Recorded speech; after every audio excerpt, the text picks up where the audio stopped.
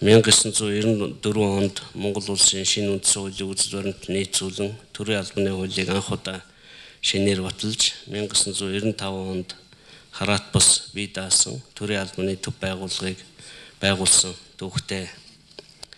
2004 онд Монгол улсын төрийн албан шинтгэлийн дунд хугацааны стратегийн бичиг баримтыг улсын их хурлаас баталж хэрэгжүүлэгч оролцогч байгууллагуудын чиглэлээр үйл ажиллагааг тогтоож өгсөн. Энэ стратеги батлагдсанаар төрийн албаны шинжилгээ нэгэн шинэ үе шат эхэлсэн гэж бид үздэг.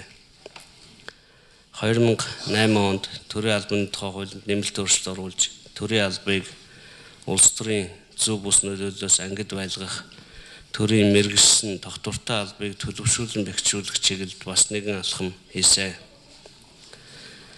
Улсын их хурлын дэмжлэгтэйгээр Монгол улсын төрийн албаны зөвлөл өнгөрсөн 18 жилд төрийн албаны шинэ тогтолцоог төлөвшүүлэх, төрийн захиргааны шинтгэлийг хэрэгжүүлэх чиглэлд зохих үр дүнд хүрч байна.